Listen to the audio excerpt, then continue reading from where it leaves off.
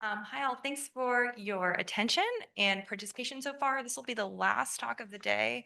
I'm pleased to introduce Dr. Katie Galloway. Dr. Galloway is a professor of chemical engineering at MIT, where her research focuses on connecting basic research questions in gene circuits, genome architecture, and cell fates to the development of synthetic biology tools. Please welcome Dr. Galloway.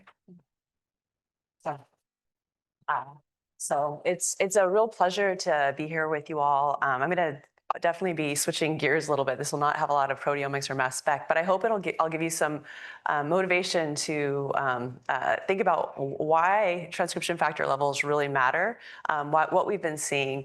My lab works at the intersection of synthetic biology and stem cell biology to program cell fate. And so oftentimes we're thinking about how do these cells jump across these transitions, like what's required. These cell fate transitions have been extensively studied through RNA sequencing technologies. And that gives you one picture of how programs turn on. But a lot of what we're seeing, especially now, is that the regulation at the protein level is extremely important. And I'll give you a few vignettes, and I'll try to keep it short so we're not here too long. So just to give you a little bit of idea of what these transitions look like, you're probably very familiar with making iPSCs from fibroblasts. If you think about a sulfate transition, this is very canonical. You can use the Yamanaka transcription factors, overexpress them in diverse ways, and then that makes iPSCs at some frequency. You isolate those cells, you can then take small molecules and growth factors and differentiate those cells with pretty good efficiencies, and these protocols vary, but you can make neurons very nicely. You can do something alternatively where you overexpress the transcription factors that make neurons, and that's actually really efficient. We love doing this. It works really well, but the levels still actually matter quite a lot. And then we can do the thing that we like to do the most, which is actually go direct or do direct conversion, where we take somatic cells, so fibroblasts, and convert them directly using transcription factor overexpression to make these neurons. And this saves time, but it's a huge challenge. And when I started this working in this system when I was a postdoc, I remember being like looking in the dish and being like, wow, this is not looking good because we have like 50 cells. And here was actually one of those images. You can actually see this is a transgenic mouse model where the spinal cord is glowing green because it's an HB9 GFP mouse. And so all the motor neurons are labeled with green. This is useful in a dish because you can start to see the cells. Of course, this is a sad picture because you can see there's 2 cells that have turned on this reporter. And of course, there's actually a sea of cells there. So the question is, why have some of these cells reprogrammed, some haven't? And why does one of them get stuck? One's a neuron, has beautiful processes, soma, beautiful. Other one, obviously not a neuron. And so the question is like, why did one of these cells respond and the other one didn't? And so many of them completely were non-responsive. So some of the things that we've learned about this process only came through a lot of trial and error, which is, at least one path forward. Importantly, we've been able to get a lot more insight as we've increased the rates of conversion. The hard thing is if you want to improve a process, or understand a process, most of the time you have to do both at the same time because you don't have enough events. You can't actually tell with statistical certainty if any perturbation is actually improving that process or impeding it, or if it's just noise. So we did that first hard thing and basically figured out how to increase the reprogramming rates through this chemogenetic cocktail. And this was quite useful. And we actually subsequently improved it even more and improved the reproducibility, which is important. So with that, we then wanted to actually be able to ask, can these cells be useful therapeutically? And we were able to get to a scale where we could ask, okay, if these are going to be cell therapies, can we implant them? Because again, scale really matters. We can now do this for mouse motor neurons. We can do this, and we can do this for human motor neurons. And this is directly converted. So people have been able to make iPSCs or ESCs into neurons for a long time, but going direct from skin at scale is really hard. And now we've been able to actually engraft these into the brains of mice and see that they actually survive and can start to send out projections, which is really exciting because, again, when we started this, like looking at 50 cells in a dish, and I'm like, what do you do with 50 cells in a dish? Because even after single cell isolation, you run that on a 10x and they're gone. It was not good.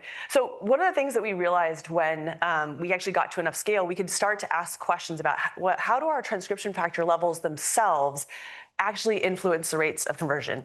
And so one of my first grad students, Nat Wong, came in and said, I really want to know how these individual transcription factors, like them alone, are going to contribute to rates, like higher level, more conversion, lower level, worse conversion, and no one really knew. And even here, we're kind of getting close to this. We've done some staining where we're actually looking at the transcription factors, but here what we have is an NGN2, which is essential for conversion, a T2A tag in Ruby, and so that we can actually just look at what's the level of expression. But this is a 2A, so we're not looking at directly at the levels, but this gives us a way of not interfering with the protein.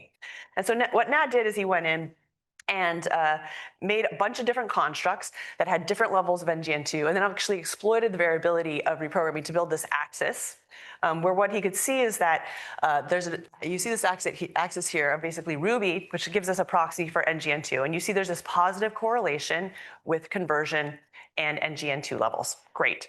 And we've been able to see this is generally true with NGN2. Now, the other transcription factors, there's two others that are actually essential, and you can see, let's see here. If this works. I don't want to touch anything and break anything. Without NGN2, you get no reprogramming rate. But you'll require two other factors to make this happen. And when we go and tag those, what we can see is that this positive correlation isn't for everything. Like if you overexpress anything, it doesn't positively correlate, which is good because then we have more confidence. So there's no correlation with ISL1 and LHX3, but you can see if you drop these out, the rates drop precipitously. So they're necessary, but their levels aren't correlative with our reprogramming rates, which was something that we were surprised to see and thought was pretty interesting. Okay, and I guess the one other thing hiding here is, this is specific for a very specific cell state. So these are hyperproliferative cells, so cells that have rapidly divided. We can measure the levels there, and if we measure in cells that have not rapidly divided, the trends are more obscure because the cells that are going to reprogram are the ones that have rapidly divided. So we have this dynamic timeline where you have to isolate the cells that are actually going to convert, and the measurements of those cells and their transcription factor levels are predictive, and other cells are not. So we have a couple of different challenges in this system. And so the levels really matter. What we again found was that these cell state, and by cell state, I'm going to be talking about proliferation history. So the history of cells having divided. It's very hard to measure absolute level of proliferation at any given time. So we measure how much cells have divided over time with a dye. And so what Nat had basically found was that the cells that have gone through this hyperproliferation, so rapidly divided, are more receptive than to transcription factors and convert at high rates. But we still didn't know entirely whether you actually wanted really high levels of transcription factors and or high levels of transcription factors and proliferation, or how basically the cells are going to interpret those. And so what Nat did then, wait a second here. All right, was he went in and wanted to actually measure the levels and the proliferative cells and ask the question, how does proliferation change the levels of expression? And the expectation is, given the hyperproliferative cells had previously been shown to convert at higher rates, the expectation is the transcription factor level should be higher. But you guys were all here today and you got to hear Andrew's talk. So your all expectation and what you know is going to be true is actually the levels are going to be lower. But we had to go show that and actually prove it. So Nat actually labeled these cells hyperproliferative, non-hyperproliferative with this dye, and then sorted the cells out and watched, basically looked at the levels with these different tagged proteins. And again, this is a proxy, but we've gone in and actually measured the proteins as well for some of the ones that have good antibodies. Again, what we saw here is that the levels in the hyperproliferative cells relative to the non-hyperproliferative for every single one of these genes is lower, suggesting that it's not the transcription factor levels that make these cells more able to convert. It's actually the cell state that is then telling the cells how to interpret the transcription factor cues, which is important. And so we're like, well, if that's true, then we can do the next hard experiment, which is actually go in and measure and isolate cells with different levels of NGN2, because again, that's the one that has the correlations. So we take cells with low, medium, and high, and we look at the cells that have either a history of low proliferation or high proliferation. And what you can see immediately is the ones with high proliferation convert at higher rates. But what's really interesting is that even the cells with really high levels of NGN2, if they haven't rapidly proliferating, are converting at lower rates than cells that have lower levels of transcription factors. Again, indicating its proliferation history and the transcription factor levels that potentiate the ability of the cells to convert to a new cell type. And that's sort of summarized here, where again, the transfer function for NGN2 and the cell receptivity is dictated then by this proliferation history. Okay. And again, that was really wild because we kept on asking the question, how can the cells reprogram if they have lower levels of transcription factors? And we're like, we still don't know the answer to that, but they do. And probably it's because over time, their levels come back up. And yes. So this is sort of the picture that we have here, where these hyperproliferative cells are then able to be more receptive. The levels of NGN2 basically are lower in these hyperproliferative cells, but then as they increase, basically you're getting higher rates of conversion over time. Okay. So the last piece, and I was glad I got to talk after this, the talk on phosphoproteomics, is we started asking the question, how is proliferation at all connected to what's going on with our transcription factor levels? Or is there any connection, or is this just all dilution? Could there be any active regulation? And so a while ago, a group had published that there was some phosphoregulation of NGN2, which is relevant because NGN2 should come and bind different targets of neuronal genes and then lengthen cell cycle. Eventually, these cells are going to be totally post-mitotic, right? So they're going to slow down their cell cycle. What happens is that it previously had shown that there's phosphosites on NGN2, and that MAPK signaling can actually lead to the phosphorylation, which either inhibits DNA binding, some people have shown that, or leads to degradation. And if that happens, then you basically have no binding of the neuronal genes and then cell cycle progression. And so we wondered, could this actually be happening in this system? People have shown it in other ones, but in primary cells, a lot of things don't always translate. And so Brittany went in and did sort of this Western and did, this is the wild type here, NGN2. She also took a phospho mutant, so it has alanine, so it can't be phosphorylated. And normally, what you can see is the patterns change significantly. So this is, in theory, the non-phosphorylated NGN2. When we add in MAPK signaling, which is what we use to drive cells to rapidly proliferate, what you can see is this band disappears almost entirely. Seemingly, it's being degraded. Again, the mutant basically doesn't have that. And then if you turn the MAPK off with an inhibitor, you see that this pattern basically gets reestablished to what you had before, suggesting that this is actually what's potentially happening in this model over here. So we went in and actually overexpressed the mutant and the wild type that has the phosphosites and looked at the proliferation rates. And indeed, when we have high MAPK signaling, as you see here, there's a lot of cells that are proliferative, and basically all the other conditions where you have these different isoforms, you see that basically there's no real substantial proliferation. What's interesting is that when we go look at the conversion, though, you can see that the conversion is, as we expected, quite high, but actually this mutant does pretty well. It impedes proliferation, but for some reason it's actually quite potent, depending on the day, in terms of inducing conversion. And in iPSCs, it's known that this mutant is actually more potent than the wild type, probably because it's able to resist all the different mechanisms of MAPK signaling to impede its ability to find its targets or be degraded. And so what we'd love to be able to do is actually build a circuit where we could turn this on in the beginning, drive proliferation, and then ultimately turn on the second mutant, which would allow us to then evade any sort of cell cycle processes. The last thing I'm going to tell you is what we see is that transcription factor levels don't just affect these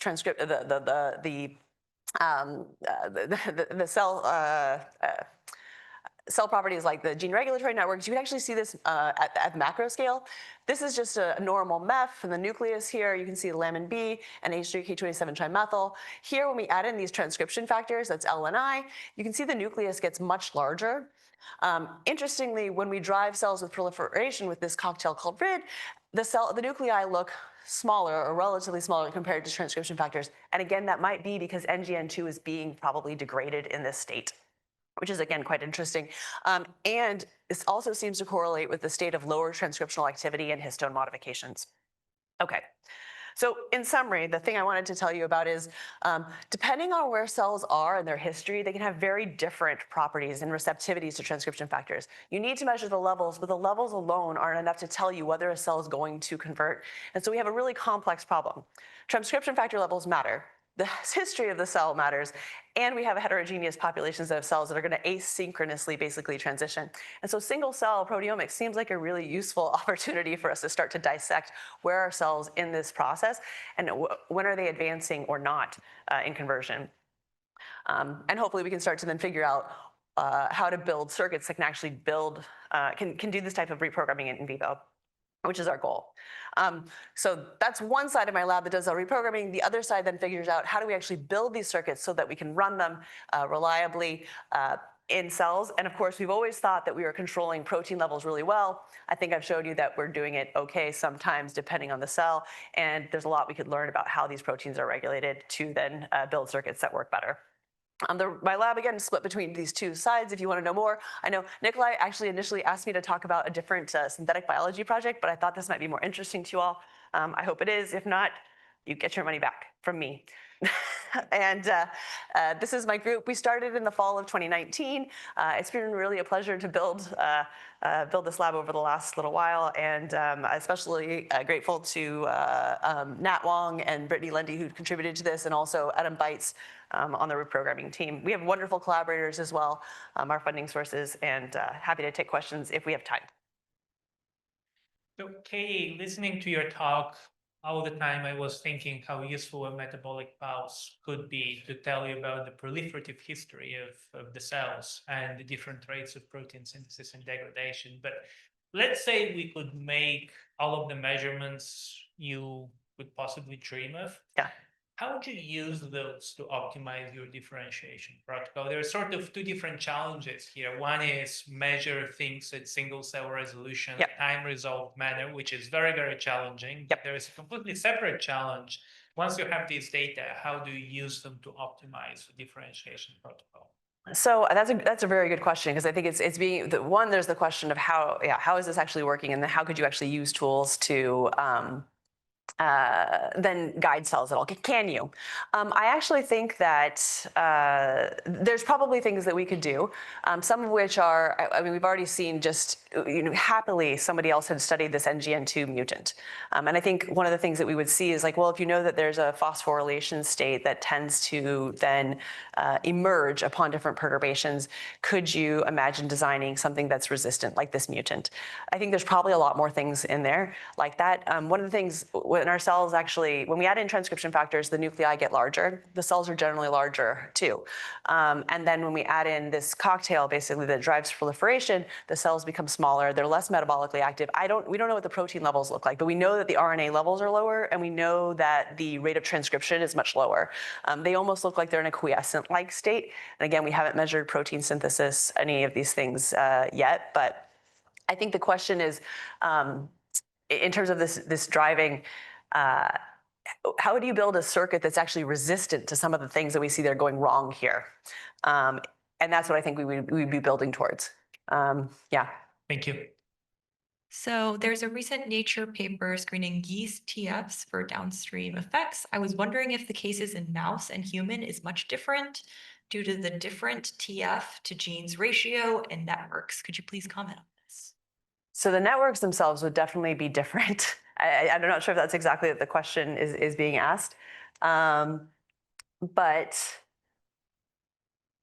yeah, so I don't know. Maybe you're asking a question also about the connectivity or the degree of connectivity. I mean, the difference between yeast and mouse and human regulation at the transcriptional level is pretty large. So I would imagine there's going to be an enormous difference between them, but I can't comment too much more beyond without more information. Yeah. Hi, great talk. So I have two questions. One quick one first. So do you see any differences either in like the gene expression or phenotypes of the direct converted neurons versus ones that you go back and so like yeah, is there any That's a great question. So we haven't looked at that ourselves directly. Other people have reported on this, asking the question like, well, if direct conversion is so hard, why even bother? And the answer to that came through a couple of different papers. One, Fred Gage's lab at oh gosh, now I'm forgetting where he is. Anyway, he's in San Diego. They showed that if you could directly convert neurons, you'd actually retain signatures of aging, whereas when you went through an iPSC intermediate, you eliminated the signatures of aging that they had identified, which were specifically a nuclear cytoplasmic deficit. The reporters that they work with are actually fairly difficult, and I looked at the correlations; they're not strong. But other people have come up with different signatures of aging and seem to see the same thing. I will say it's hotly contested, and it's not a fight that I'm interested in getting involved in. However, I'll say this: the advantage is we haven't measured this in our system at all. I figure if we retain signatures of aging, it's great for disease modeling, and if we erase them, hey, we did rejuvenation, great. So you have to find the silver lining no matter what. And then, sorry, this is partly just from my understanding. So that transcription factor that's getting phosphorylated and then degraded. So when that's bound to essentially somewhere in the DNA that's preventing the transcription factors that you want to express essentially from being able to activate the programs that are needed to.